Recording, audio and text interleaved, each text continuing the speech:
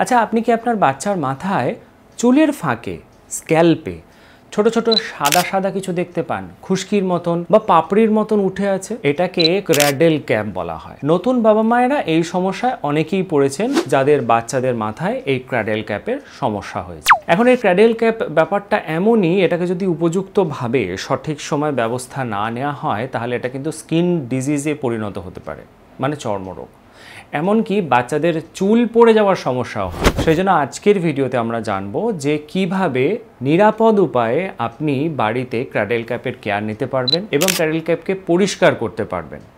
ভিডিওটা পুরোটা দেখার অনুরোধ রইল, কারণ শেষে আমি এমন একটা ট্রিক্স বা টিপস আপনাদের সঙ্গে আলোচনা করব যেটা আপনি বাড়িতেই করতে পারবেন এবং যার মাধ্যমে ক্র্যাডেল ক্যাপ আর ফিরে আসবে না।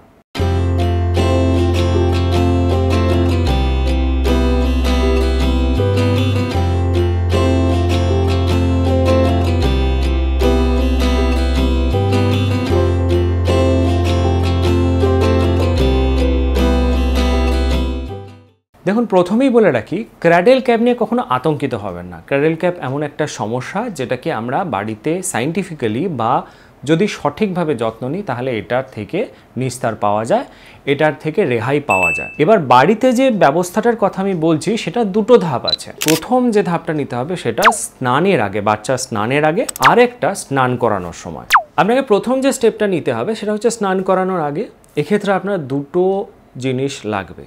প্রথমত একটা বেবি সেফ হেয়ার অয়েল লাগবে, আরেকটা জিনিস লাগবে সেটা হচ্ছে সফট ব্রিসেলের একটা ব্রাশ, যেগুলো বাচ্চাদের ক্ষেত্রে ব্যবহার করা যায়। এই যে বেবি সেফ হেয়ার অয়েলের কথা বললাম, এটা যেন নন স্টিকি হয়, কোনো হার্শ কেমিক্যাল না থাকে, কেমিক্যাল ফ্রি হয় এবং ডক্টর টেস্টেড হয়। এখন আপনাদের মধ্যে অনেকেরই প্রশ্ন হবে যে ক্র্যাডেল ক্যাপ এটাকে ট্রিট করতে গিয়ে বা এটার কেয়ার নিতে গিয়ে বেবি হেয়ার অয়েলের কি দরকার আছে, তেলের কি দরকার আছে?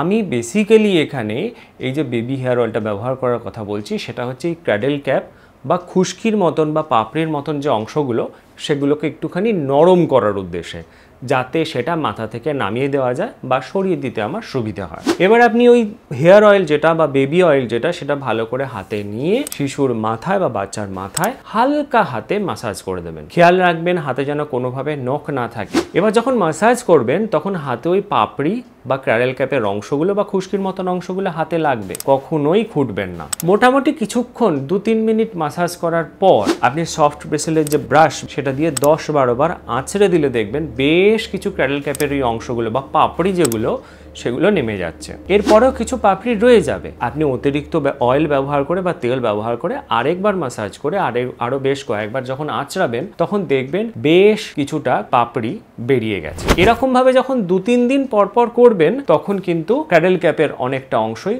সরে যাবে। এবারে দ্বিতীয় পদক্ষেপ, ক্র্যাডেল ক্যাপের কেয়ার করার জন্য স্নানের সময় আমাদের দুটি জিনিসের প্রয়োজন। একটা নো মোর টিয়ার ফর্মুলাযুক্ত বেবি শ্যাম্পু আর একটা সফট ব্রিসেলওয়ালা ব্রাশ, যেগুলো বাচ্চার ক্ষেত্রে ব্যবহার করা যায়। আমি শ্যাম্পুর কথা বললাম তার কারণ বাচ্চার মাথাটাকে ধুয়ে দিতে হবে, পরিষ্কার করতে হবে। নো মোর টিয়ার ফর্মুলাযুক্ত বেবি শ্যাম্পুর কথা বললাম কারণ বাচ্চার মাথাটা ধুয়ে দিতে আমাদের একটু সময় লাগবে। এবার এই শ্যাম্পু সিলেকশনের ক্ষেত্রে র্যান্ডামলি যে কোনো শ্যাম্পু তো আপনি নিয়ে নিতে পারেন না। শ্যাম্পু সিলেকশনের ক্ষেত্রে 3টে জিনিস মাথায় রাখতে হবে। প্রথমত সেটা যেন মাইল্ড হয়, দ্বিতীয়ত সেটা যেন কোকোনাট বেসড হয়, আর তৃতীয় সেটা যেন ডক্টর টেস্টেড হয়, যেন আমরা বাচ্চাদের ক্ষেত্রে ব্যবহার করতে পারি। এবার নো মোর টিয়ার ফর্মুলাযুক্ত এই বেবি শ্যাম্পুটা হাতে নিয়ে বাচ্চার মাথায় ভালোভাবে স্প্রেড করে দেবেন। স্প্রেড করে 2-3 মিনিট ওই শ্যাম্পুটা দিয়ে ভালো করে মাথাটা মাসাজ করে দেবেন। মাসাজ করার পর যে সফট ব্রিসেলওয়ালা চিরুনিটার কথা বললাম সেটা দিয়ে 8-10 বার মাথাটাকে আঁচড়ে দেবেন। যদি মনে হয় আরেকটু বেশি করতে পারেন। যখনই আঁচড়াবেন তখন দেখবেন যে চুলের মধ্যে বা স্ক্যাল্পে ক্র্যাডেল ক্যাপের যে পাপড়ি বা খুশকির মতন অংশগুলো সেগুলো আস্তে আস্তে উঠে আসছে বা বেরিয়ে আসছে। এরকম হয়ে গেলে এরপরে আপনি জল দিয়ে কমপ্লিটলি মাথাটা পরিষ্কার করে দিন এবং তারপর একটা শুকনো টাওয়েল, গামছা বা যাই সুতির ব্যবহার করেন সেটা দিয়ে মাথাটা ভালোভাবে শুকিয়ে দেবেন। খেয়াল রাখবেন মাথায় যেন কোনোভাবে জল না থাকে। এইভাবে স্নান করালে দেখবেন মাথাটা একদম পরিষ্কার হয়ে গেছে এবং আরামদায়ক হয়ে গেছে।